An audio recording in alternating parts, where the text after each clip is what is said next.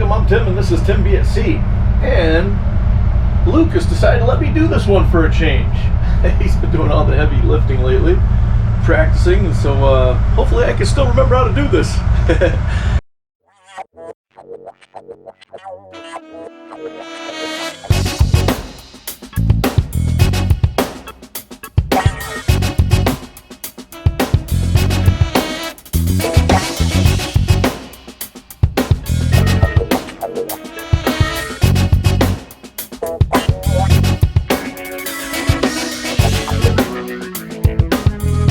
Anyway, we are in beautiful Aguirre, and it's just a short ways from Guayanilla, and we really took a thumping coming over here.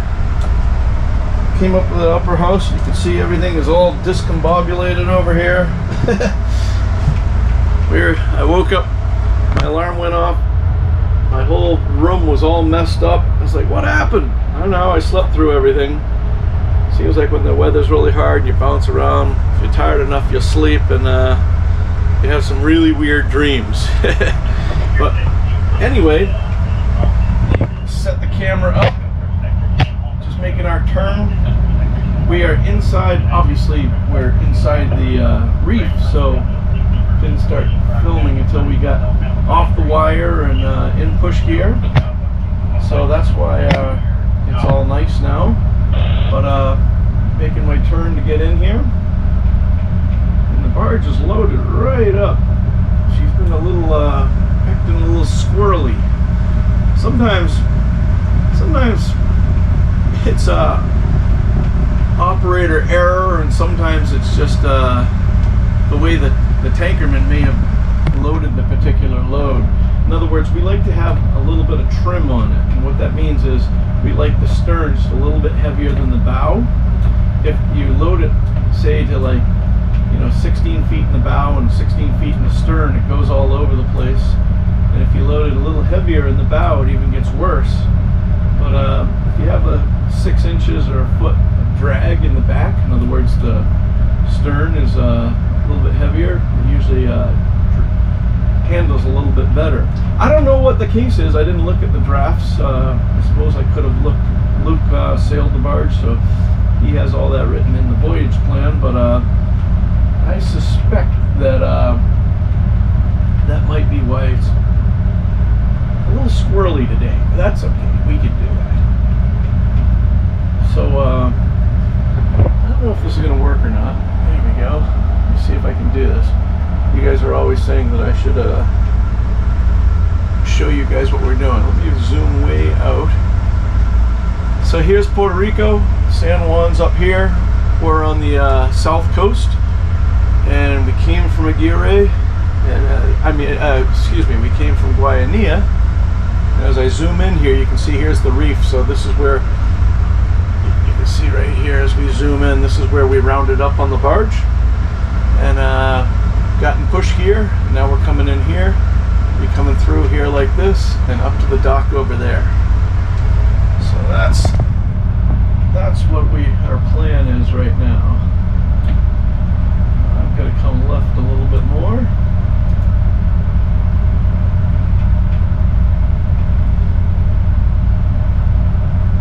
Alright. And viewers of the channel, remember that I use, especially when we're in push gear like this, I use the mast on the barge up on the bow. I use that. I line that up with my eyes here and the shore up, with the mountain range or the shoreline, to see whether the bow is falling one way or the other. If you just do it with the water, sometimes the water or the wind will give the illusion that we're moving one way or the other when we're really not. So that's how we stay straight. You can see we have our assist tug ready. He has met us here, and he kind of just stays by while we're what they call break and tow, where we're getting off the wire and into push gear, and he's just kind of there as our insurance package to make sure if anything were to go wrong with us, he'd be there to make sure that we wouldn't have any catastrophes. And then as we get a little closer up here, we'll put a line up with him, and he'll help us get to the dock. But it's a beautiful day. I'm on week 2 of my 11-week stint. I know I usually do 3 weeks on, 3 weeks off, but once a year we do a rotation where we have in this case, at the end of my 3 weeks here, in other words, in this week and the next week, then I'll be off this tug, and I normally have 4 weeks off, and then I'd go to work for 4 weeks, and that rotates the holidays so that the same guys don't miss the holidays, the same holidays at home, you know, with their loved ones. And because I've got my sailboat Paquita out of the water, and because I have a big refit scheduled, and because I went a little crazy spending all kinds of money on preparing for the refit at the boat show, I'm using this opportunity to work not only my 3 weeks here, but the 4 weeks off I'll work on a boat in New York, and then come back here and work another 4 weeks, and that should put me 11 weeks out, and hopefully all will be well in the world. But Lord knows, hopefully Trisolita will still remember who I am when I get back. A running joke we have in the industry is that you always want to call your wife or significant other before you go home to make sure that she's got time to make sure there isn't any strange boots under the bed. Terrible joke, I know. Anybody that knows my personal history will know that that's even more terrible. But if you can't laugh about it, then why are you doing anything, right? So we have 14.6, 15.1 knots of wind that is coming, I'd say, about 1 o'clock from us right now. So at an angle like right off about like that. And the wind usually isn't an issue with a barge that's loaded like this. Remember, we have about 50,000 barrels of product on here. Puts us a little bit over 2 million gallons of product. So because of that, the vast majority of the barge is underwater. So the effects of the barge are felt more with current or tide than the effects of the wind in general. But I mean, the wind still plays a part. For example, if I were going up to the dock and I had a loaded barge and the wind was blowing off the dock, I'd still wish the wind was blowing on, even though it won't do that much. We'll take every bit of help we can get. But in this case, we have the Sis-Tug here, and he's going to help us right out, so that's going to be great.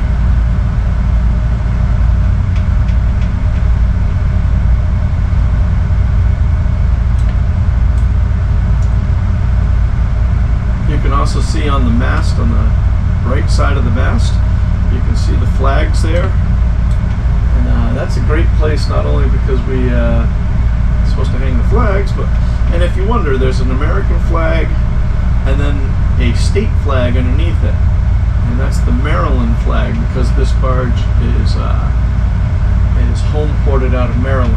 In other words, that's where its tax base is. And then underneath that, you'll see a red flag. I mean, I know you barely see it. It's a little teeny thing flapping away. And red flag is something that we kind of use, that we say that we're pushing red flag. And red flag just means that we have hazardous cargo on board. Kind of lets anyone know that leave us alone. We got to do what we got to do. But that's where we're at. You might, I don't know if it shows up on the camera or not, but on the left side here you can see some little different colorations here, and that's the shoaling effect of going up to where the mangroves start. How long we got there, Tim? About 10 minutes. 10 minutes, alright. You know what though, we'll be getting a line in about 6 minutes from Perrito. Roger that. So if you see this little island over here, I think I've talked about that before, that's the outflow of the power plant. Power plant is cooled by water. They have, we've talked about this before too, they have some cooling towers, some structures where I guess they drip water onto cooling pipes. And like I say, I've never seen them used, but I think that they probably, I don't know any of this, but I suspect that when they went to get the environmental licenses to run the power plant, they had to make certain assurances to make sure that we wouldn't end up, the heat from the plant wouldn't have a negative effect on the local biosphere here. You know, the temperature of the water in this, I want to say a lagoon. It's not really a lagoon, but where there's an outer reef and this mangrove swamp. And so they probably have parameters in there, because obviously cooling with the seawater is probably much more efficient than dripping water onto pipes. So they probably say, as long as the temperatures are between this and that, they can use the cold water, you know, from the thing. But if the bay, if this little area here gets too warm, then they have to switch over the other way so they don't add any heat to the bay. And there's so much tide that runs through here. I think that's why we've never seen those other cooling towers in operation. The reason why you don't want to heat up the water is that, you know, all the organisms require oxygen, or most of them do, and water, whether it's fresh water or salt water, you can dissolve more oxygen in colder water. So that's why, whether you live in a lake or by a river or in a bay, sometimes in the really hot heat of the summer, you might see what they call a die-off, and that's where a whole bunch of fish wash up dead on the shore. And that could be from a number of reasons. I mean, there's, you know, red tide, algae blooms, all that sort of stuff. But I think one of the biggest reasons is people think, oh, the fish got too hot. And in a broad sense, that's true. But it wasn't that the fish were feeling too hot or anything. It's that they actually ran out of air. And that happens, like I say, there are many places around the world where that happens naturally. I mean, even if humans weren't there, that would be happening anyway. As temperatures rise depending on the season, and if there is enough water to keep things right, the oxygen levels go down. And incidentally, it changes for the species too. You know, freshwater guys around trout will know that trout usually like really cold water. That's because they need a high oxygen level. And then you look at things like carp that can live in basically stagnant water that's like 90 degrees, and they have a better way of utilizing the oxygen that's dissolved in the water. So that's your biology lesson, or marine biology. I wonder if I'm the only one, or if any of you also think the same thing that I think, and that's that I cannot even say the word marine biologist without thinking of George from Seinfeld. Write in the comments if you guys are Seinfeld fans and know about George wanting to be a marine biologist. Anyway, that's our dock straight ahead. We're doing 6 knots. According to my 6-minute line, we have about 6 minutes to get there. So I'll keep her rolling.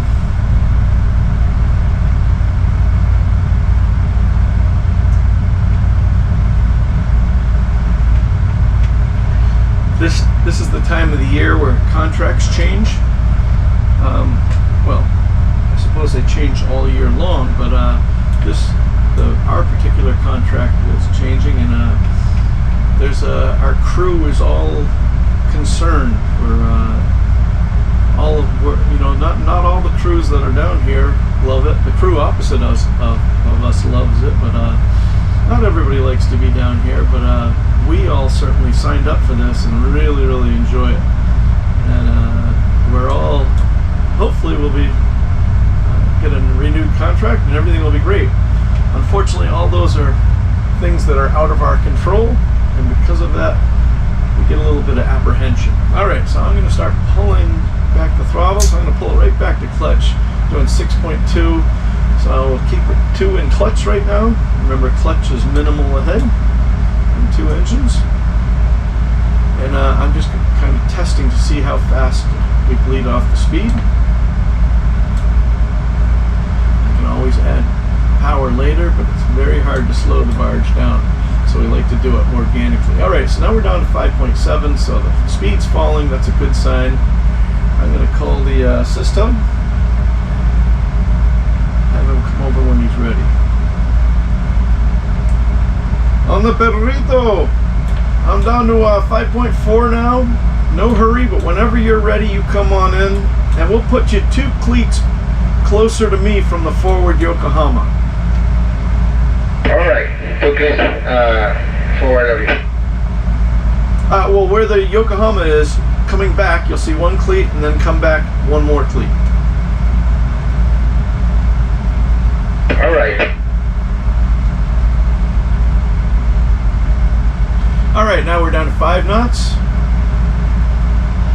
That's great. One of the things I keep preaching about how much I utilize and like our predictor line on the chart plotter, and I set it for 6 minutes, and I've had multiple discussions on the channel before about why 6 minutes as opposed to another number, but it's 1/10 of an hour, and that's what we use when we use for plotting. But anyway, one thing that I can do is when I'm looking for something to, I'm looking to reduce speed. Well, I was 6 minutes from the shore, past the dock, and as I'm slowing down, even though time has gone by, the end of the line has stayed static at the shore, and that means that we're slowing down at a good rate so that we're still going to be there in about, well, to the dock in about 4 minutes. So that's how it goes, but we're going to slow down even more than that. So he's coming over there. I'm going to go all stop. We're at 4.4, and I'm going to get ready. If he pushes on me and the bow starts to go left, then I will counter with right rudder.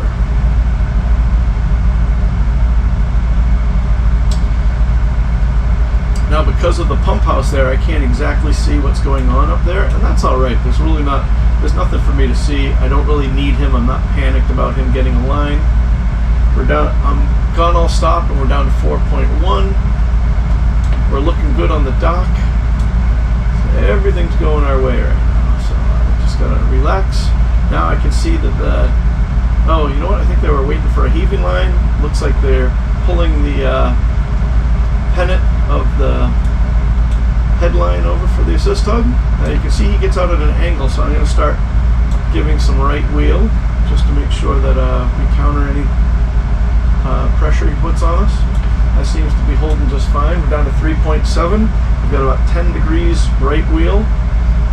Perrito, line up, ready to work. I'm all stop. Very good. Thank you very much. You're welcome. All right.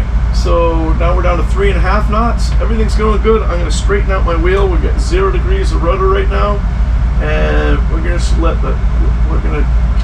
do what we call falling in. I'm just going to fall into the dock here. So hopefully our speed will continue to erode. Unfortunately, I'm coming right all the time, and I think that's because he's actually pulling me that way. And what I mean by that is he's gone all stop. So we're dragging him through the water, and because he's forward of us, it's pulling the bow around, and that's going to end up helping us in the long run because we're going to have to get the bow going his way eventually anyway. So right now I'm 35 degrees, which is hard over port, but I'm still in neutral. So the only thing that's really working on the rudder right now is the water moving at 2.8 knots across the rudders. Now if I put one in gear, which I'm going to do right now, just clutch ahead my starboard engine. I don't want to get flattened out so quickly. We need to get closer to the dock before we get flattened out. In fact, I'm going to put 2 in gear, and because the rudder is hard over, that should give much more pressure on the rudders to start bringing them, at least check it up, but you can see it's checked up if you look at the mast and look at the shoreline there. Now it's starting to come left a little bit. So I'm happy with that. I'll stop on my port engine. We're doing 2.5 knots, which is a very nice speed for as far off as we are. The bow is falling in. I'm going to go all stop, still leaving my rudder hard over to port, only because I don't want to get too high on the dock. I don't want to have to back up too much. So we're going down 2.4 knots. You can see the bow is still falling to the left. I'm going to put my rudder amidship now in preparation to slow the barge down and eventually do a right-hand twist to get my stern over and the bow out. Now, when I have him back, two things are going to happen. One, he's going to take way off the barge, but he's also going to snap that bow out for me. So I have that ready in my back pocket to use. Down to 2.1, closing on the dock. Everything's looking good.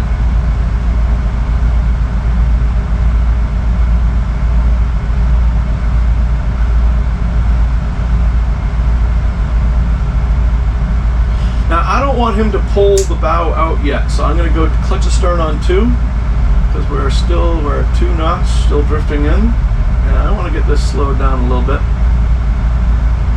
Because if I have him back now, he'll flatten us out, and we'll be too far off the dock for that. So that's my thinking. And now you can see the flags are more at a 90-degree angle, so that means that they're going to be the wind's blowing right down the dock. And that's good. That means even if it was a light barge, it wouldn't really have that much of an effect on us one way or the other. All right, with 2 astern, I'm down to 1.7 knots. We're getting closer. I'm almost ready to start backing hard and have him back to pull that bow around, but not quite yet. Down to 1.5 knots.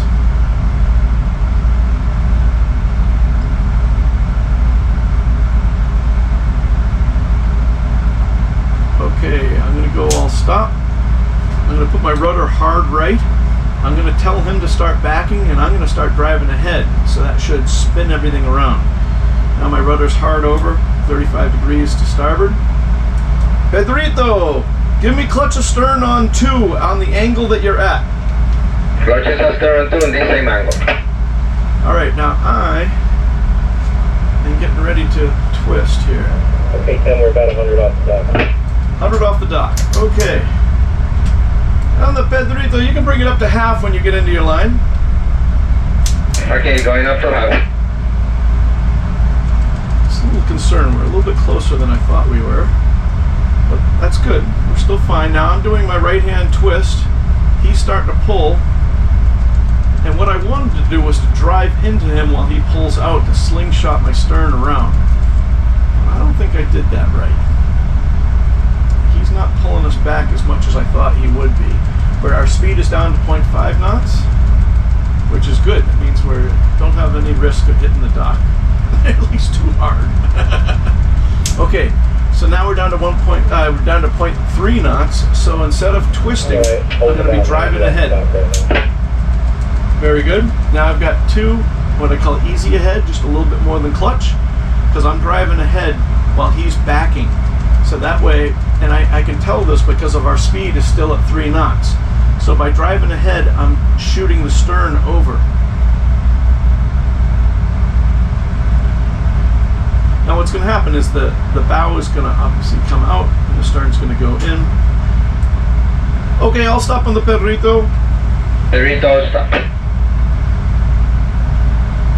Okay, now I run the risk. My predictor line is almost shooting straight at the dock, perpendicular to me. But I run the risk. If I keep coming ahead, I don't want to drive the barge ahead. I just want to twist it. It's rotating nicely. We're making 1.1 towards the dock at about, I'd say, 60 degrees. 90 would be perpendicular. So I'm just going to let it rotate. I'm going all stop. I'm just letting inertia flatten us out, because what I'm trying to do is to get as close to the dock as I can without bringing the bow out more than I need to. And I can already see I've overshot the dock a little bit. But the pilots, when we took pilots in here, they always wanted us to do that anyway, because they weren't really confident on the water that we had behind us, that it gets shallow back there. And you might see some of the mud and the sand that's stirred up here, but I mean, we're in 50 foot of water here, so that's just the way the propellers are. All right. Nothing to worry about. Okay, so now I'm going to tell the Pedrito, well, you'll see what I'm going to do. All right, on the Pedrito, why don't you work your way out to a 90 and give me clutch on 2 towards the dock. Clutch is ahead on 90. Okay, so what I'm doing is I'm doing a right-hand twist, but I'm going to start backing really hard on my starboard engine to try to keep us from moving ahead. And my predictor line is now at 45 degrees. I want to get that back to 90 so I don't go too much further ahead because I'm going past the spot. And we can get to the dock. It's going to be fine. It's just that, in an ideal situation, we can get to the dock and not have to maneuver, which hardly ever happens, but that's the idea. Okay, so now as I'm back and I'm looking at the dock and I'm ranging it out of my window, what I mean by that is I'm looking to see if the dock is moving ahead or back. It's not. We've got the predictor line down to about 80%, so I'm going to go, I'm going to still do my right-hand twist, but because he's ahead of me, I want to get ahead of him, or I want to get even anyway, so I am going to start using a lot of power in a right-hand twist and try to keep that predictor line at 90 degrees so that we go straight to the dock and I don't shoot forward and I don't shoot back. At least that's the plan. I'm looking at the mast forward. I'm looking at the mast. It looks like the bow is coming out. And even if the bow is static, which it probably is, that means that the stern is going faster than the bow. And so that's exactly what we want right now, because I want to get flat so that we land equally, in the front and the back, or as close to that as possible. So he's pushing against us, I'm pushing against us. We're doing 0.5 towards the dock.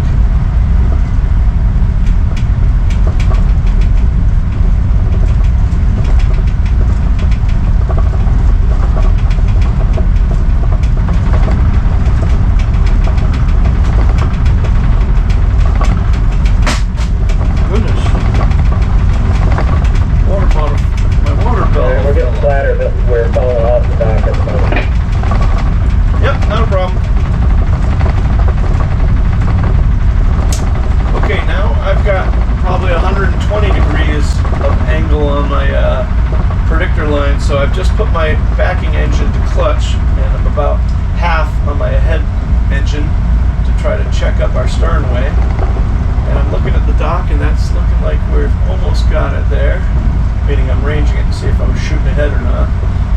So I think we're doing good. The predictor line's now probably about 100 degrees, so we're almost there.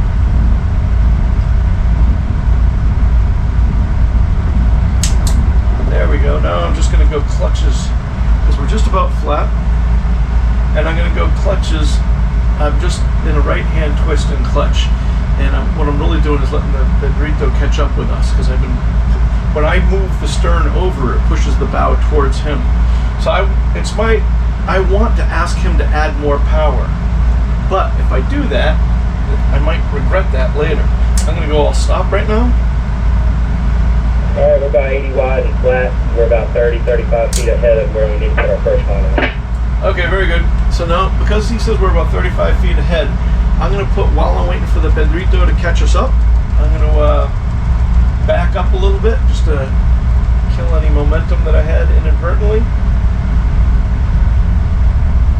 So we're still making 0.5 to the dock, which is good. Like I say, I really want to have him add more power, but I'm going to regret that if I do. So it's just a waiting game.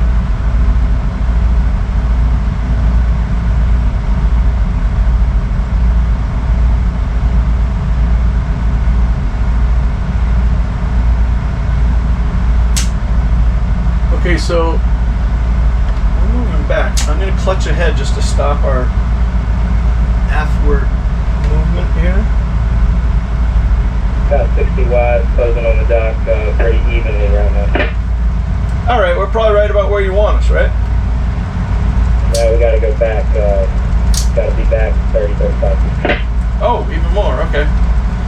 Yeah, I haven't noticed us backing at all in comparison to the dock here.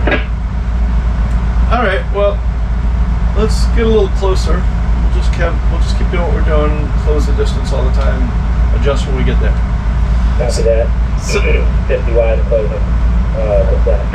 Very good. Okay, so now the bow is moving in. Looks like the stern is moving in too. I'm going to zoom in on my chart plotter, just keeping a good eye on that predictor line. Everything's going nicely. It's going nice and slow. So something that I think is happening with really wide, still flat. All right. the chief says that we got to go way back, and I think he's right. We do got to come back a little bit, but I don't think we have to come back as much as he thought. And that he is not aware of his angle because he's on the deck itself as much as we are up here where we're elevated. Starting to outrun the stern just a little bit. We're probably about 35 wide. We'll just need to flatten out before we touch up on that ragged fender. Roger. All right, so now he says that the bow is catching up with the stern, so I'm going to start doing my right-hand twist again. A little bit stronger astern than ahead so that we can get back into position. But anyway, when we're up here in the upper house, we usually have a better view of things, and what happens is it's very common that 30 on the bow, 35 on the stern.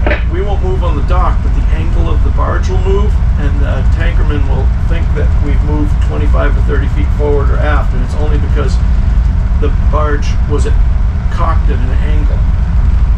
Hope that kind of makes sense. So right hand twist. I got easy ahead on my port engine, not quite half a stern on my starboard. 25 on the bow, 30 on the stern. Very good. And rudder hard over to starboard.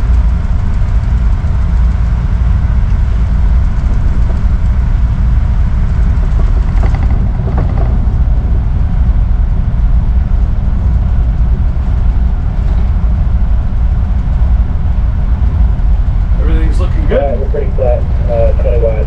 Yeah. Very good. Now I'm going to We'll come. start from the stern. All right. How much more you want to go? Give me at least another 30. What? Are you crazy? All right. I'll do it. Alright, Al says he can do it with 20. All right. Very good. I'll stop on the Pedrito. Let her drift. I'll stop the Pedrito. 10 wide, up and down, close and easy. Very good. Now I'm just in clutches on my twist. What they just threw over there is chafe gear so that our lines don't get chafed on their bit. 5 to go on the bow, 8 to go on the stern. Okay, so it's good that I kept twisting on the stern. I'm going to give a little bit stronger on the stern, and that will slow the bow up and make us more flat. 3 to go on the bow, 5 to go on the stern. Very good. Okay, I'm all stopped now. I'm just going to let it drift in.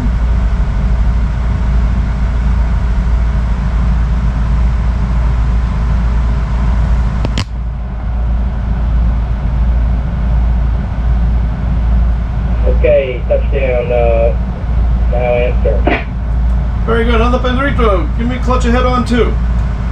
Clutches ahead on 2, the Pedrito. Now what I'm doing is having him hold us in position. We'll start sending this first line out as you back them. Okay, backing up.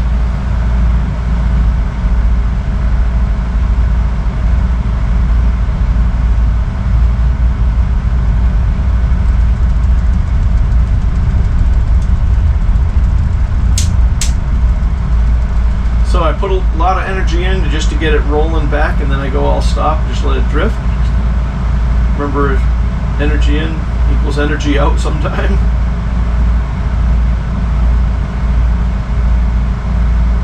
Looking good on the fenders. You're holding the foot off on the stern and you're touching on the bow. Very good. And the more we come back, the more I think that'll be enough. You can start, I wouldn't say work forward yet, but you can check it up. Very good. So now I've got 2 ahead and clutch. The rudder is still hard over to He's going to try to throw it. to starboard, and that's just so that it pushes. All right, it's on the dock. You can work it easy, and I'll spot you. Very good. So I have 2 clutched ahead, hard right wheel, and I'm just going to wait until it takes the energy out of the barge. It's got to stop, but it will start moving us forward slowly. I might have to give it a bump to get it going. That will give them time to get in position. Tim, we got a line out. Go ahead. Good 15, 18, 20 feet, I guess. All right, here we go. Now, I haven't done anything. We're starting to move now. Building energy into the barge. So we're starting to move. Still two in clutch ahead.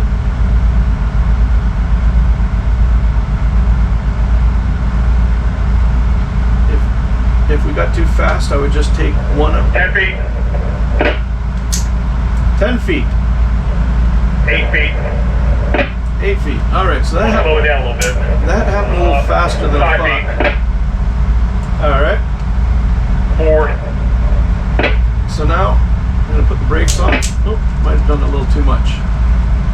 There we 2 go. foot. All right, beautiful. Go ahead and make that off there. Take it off. I'll drive into that, Al. Line's made off, coming tight.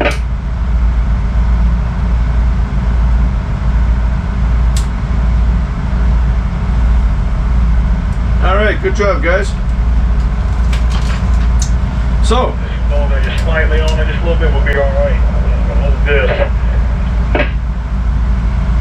right in the log for first line.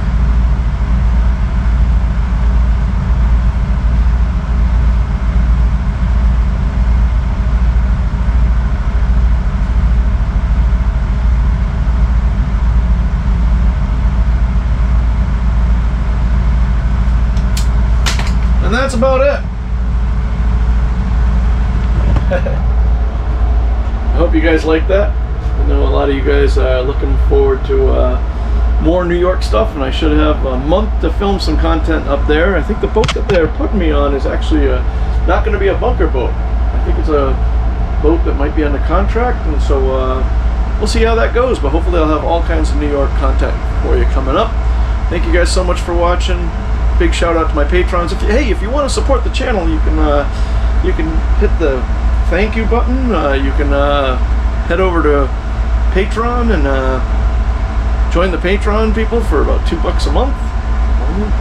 More if you want. Anyway, really appreciate it. And if you get a chance, please check out my other channel, SV Paquita. Put a link in the description below. You guys take care, be safe, and as always, see you on the water.